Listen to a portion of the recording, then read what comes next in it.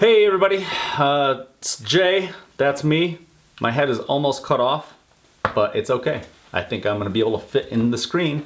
Welcome back to Getting Sober Again, where we are talking about getting sober again. And today is day 4 of No Drink November. And what I'm gonna talk about today is how to stay organized throughout the day, and how are we going to get through No Drink November. And it's just these are just suggestions. This is my opinion. This is just kind of how I get through the day, and I just want to share with you how I fight temptation, literally and figuratively. I like to say lit and fig. Hopefully that catches on. Lit and fig, lit and fig. But how do we get through the day? How do we avoid and fight temptation? And the first suggestion, what I do is I try to stay as organized as possible. I try to catch up on my to-do list. So I actually have a to-do list. I have a to-do app on my phone. So it's called To-Do. And then I have these widgets set up. This one down here is for videos. This one up here is just for regular to-dos. Like this one's I want to check out the Rode Wireless Go microphone. It's a wireless lapel microphone for making videos.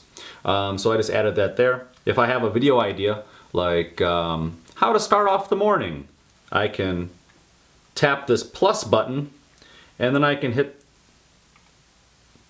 my speaker button, say, how to start off my morning with more energy, or whatever I said. And then I can hit plus, and that adds, and I'm good to go.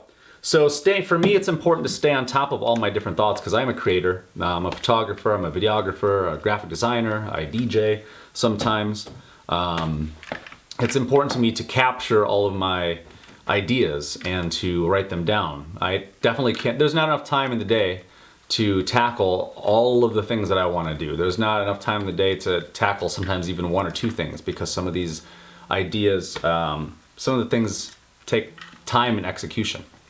So, how do I get through the day? How do I stay sober?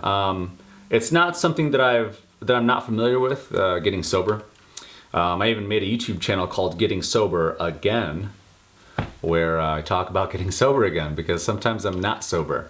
And I spent a good portion of this year not being sober, unfortunately.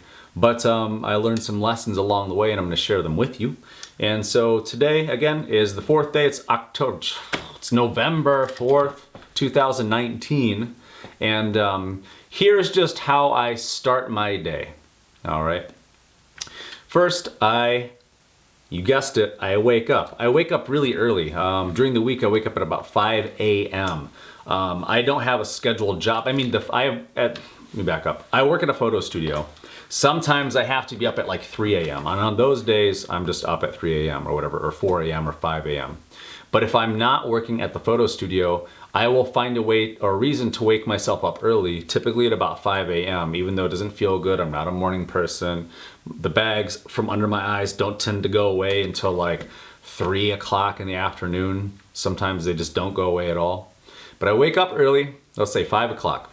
As soon as I wake up, I always have my bedside water. So I have a water bottle on standby. It's 24 ounces. And I have fresh lemon juice in it and Himalayan sea salt, about a tablespoon of that. So I chug as much of that. I chug about half of that immediately as soon as I get up, as soon as I get out of bed, put my feet on the ground. I chug half of that, and then I continue building the momentum. So my first bit of momentum, drinking some of the water. As soon as I get up and stand up, I make my bed. Very important. Don't just get out of your bed and leave it. I mean, it's not really important. It's like. No, an angel's not going to get its wings.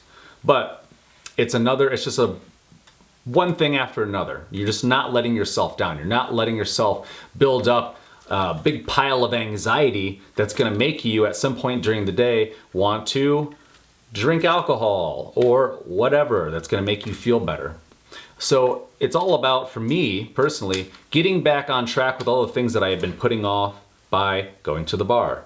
Getting back on track with my to-do list because I was drunk or I was partying with friends or whatever the case may be. So now this time is really all about rebuilding momentum. And that's what I'm doing with no drink November. And actually, for the first time, I will be doing, I'll actually be fasting. So I'm gonna do that, I think, the second week of November. I'll be fasting for as long as my body doesn't tell me to eat. So the first couple of days, I'll do a video on that maybe also. First couple of days of fasting are pretty rough. Your hunger hormone called ghrelin, the thing that makes you feel like you're hungry, whether or not you actually need food, it's just a hormone, just reminding you need to eat. That thing kind of kicks in for the first couple of days and it gets kind of tiresome and bothersome. But after a few days, that goes away, right? But this is not a video about fasting. It's a video about how to get through no drink November and what my day-to-day is like. So first, wake up. 2, drink the water. Number 3, make the bed. And then, so I started driving, recently I started driving a rideshare service. I started doing Lyft recently so that I have a reason to get up and get out of the house and make money. I like picking up the passengers earlier in the morning just because, I mean, people are going to work and that works for me. I'm not picking up drunks. People are on their way to work. It's a good amount of fare to go from where I live to downtown or just really anywhere, hopping on the highway. And usually try to get back by 9 o'clock and with 50 bucks in my pocket or whatever it is, and I just drive for like 3 hours. And then usually I wear my gym clothes while I'm driving and then I go straight to the gym. So, and you might notice I haven't eaten any breakfast yet. So like I try to intermittent fast also. So intermittent fasting is you go roughly at least 12 hours, ideally 14, ideally 16 hours between your last meal, so dinner time, and then your next meal, breakfast. So in that scenario, let's say you ate dinner at 6 p.m. the night before. Well, 6 a.m. the next morning is going to be 12 hours. So let's say that's when you wake up. You've already got 12, you already time traveled 12 hours without eating. All you got to do is make it 4 more hours before you eat. So that's 10 o'clock, 10 a.m. Before I would eat my first meal. So I do the driving, which is number 4. I'm just holding out my hands. What do I do with my hands? I do the driving, and then I come home if I want to actually, or I'll go to the gym, I'm sorry. Then I go to the gym. I work out for half an hour, 45 minutes, an hour if I'm really feeling it. And now I'm just burning off fat, just going straight to my fat reserves. And that's the beauty of waiting that long, is going the 16-hour window with the intermittent fasting. You're gonna use your body's fat, which you've probably got plenty of from all of those beers and all of those shots that you have just lingering around in your love handles and around your belly. That's where mine collects, like right around my belly. I got a nice little donut there, right around my belly button. Just a little guy. I'm what industry professionals would refer to as skinny fat. I like to call it a step-dad bod. But so that's how I start off my day, and then I just really carry that momentum with me for the rest of the day. Now that I'm not looking forward to, now I'm not going to have drinks for lunch, or I'm not going to have happy hour drinks. I know I have the whole rest of the day ahead of me.